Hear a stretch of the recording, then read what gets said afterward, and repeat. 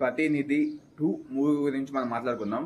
ప్రతినిధి 2 మూవీ అయితే బాగుంది కానీ బాగాలేదు అని చెప్పచ్చు. ఎందుకంటే ప్రతినిధి 1 ఉంటుంది సినిమా, అది మామూలుగా ఉంటుంది సినిమా. ఎందుకంటే అది సినిమా చూసిన ఆ ఏజ్ కూడా నేను ఒక చిన్న ఏజ్లో చూసిన, స్కూల్కి వెళ్ళే ఏజ్లో చూసిన సినిమా అది.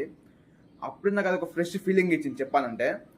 కానీ ప్రతినిధి 2 సినిమా అయితే అసలు నాకు అంతగా ఎక్కలేదు చెప్పాలంటే. ఒక ఫస్ట్ హాఫ్ కొంచెం పర్లేదు అనిపిస్తుంది, సెకండ్ హాఫ్ అయితే ఎక్కలేదు. టోటల్గా సినిమా బాగుంది అని అనిపిస్తుంది, మళ్ళా బాగలేదు అనిపిస్తుంది.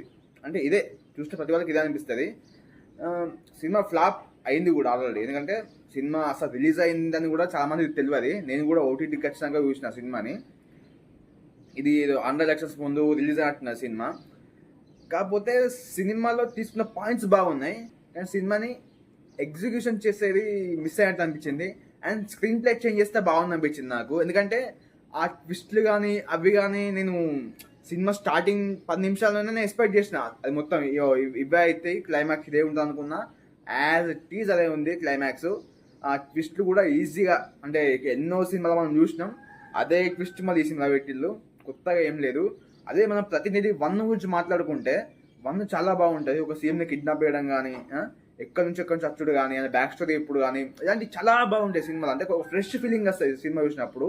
అది ఇది మన సమాజం మీద ఒక మెసేజ్ కూడా చాలా బాగుంటుంది. కాకపోతే ఎప్పుడైతే ప్రతినిధి 2 సినిమా గురించి మనం మాట్లాడుకుంటే ఇవి ఎవ్వి దాంట్లో కనిపించాయి. జస్ట్ అంటే వెళ్ళిపోతా ఉంటుంది సినిమా. అంటే పాయింట్స్ బాగుంటాయి. ఫస్ట్ హాఫ్ కొంచెం పర్లేదు, ఎంగేజింగ్గానే అనిపిస్తుంది. ఎప్పుడైతే సెకండ్ హాఫ్ స్టార్ట్ అయిద్దో మెల్లమెల్లగా సినిమా పడిపోతూ ఉంటుంది.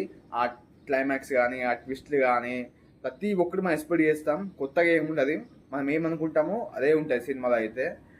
నన్ను అడిగితే ప్రతినిధి 2 కన్నా ప్రతినిధి 1 చూడడం బెటర్ అని నేను చెప్తా. ఎందుకంటే 1 చాలా బాగుంటుంది. అది జీటీలో ఉంటుంది. 1 జీటీలో వస్తూ ఉంటుంది. నాకు తెలిసి జీ5 యాప్లో ఉందనుకుంటా 1.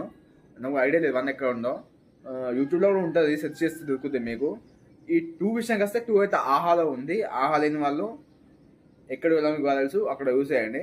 కానీ సోలాగా సినిమా చూడొచ్చా లేదా ఇదంతా మాకెందుకు అని చెప్తే, సినిమా అయితే చూడొచ్చు అని చెప్తా. అంతే, చూడొచ్చు అంతే. 1 టైం వాచబుల్ కూడా కాదు, చూడొచ్చు. అలా వెళ్ళిపోతుంది, అలా స్కిప్ చేసుకుంటూ చూసుకుంటూ పోతే అలా వెళ్ళిపోతుంది. అంత మించి సినిమా అయితే ఏం లేదు. ఆ పాయింట్స్ బాగున్నాయి, కానీ దాన్ని తీసే విధానం నాకు నచ్చలేదు. డైలాగ్స్ చెప్పాలంటే ప్రతినిధి 1లో డైలాగ్స్ ఎలా ఉన్నాయో దీంట్లో డైలాగ్స్ ఉన్నాయి. కాకపోతే ఏంటంటే అక్కడ ఆ డైరెక్టర్ వేరు, ఇక్కడ ఈ డైరెక్టర్ వేరు. ఒక హీరో ఒక్కడే సేమ్. మళ్ళీ ఇంకోటి ఏంటంటే ఆ పార్ట్ 1కి పార్ట్ 2కి లింక్ ఏమి ఉండదు. అది వేరే స్టోరీ, అది వేరే క్యారెక్టర్, అదంతా వేరే. ఇది వేరే స్టోరీ, ఇది వేరే క్యారెక్టర్, ఇదంతా వేరే. దాని బ్యాక్ స్టోరీ వేరే ఉంటుంది, దీని బ్యాక్ స్టోరీ వేరే ఉంటుంది.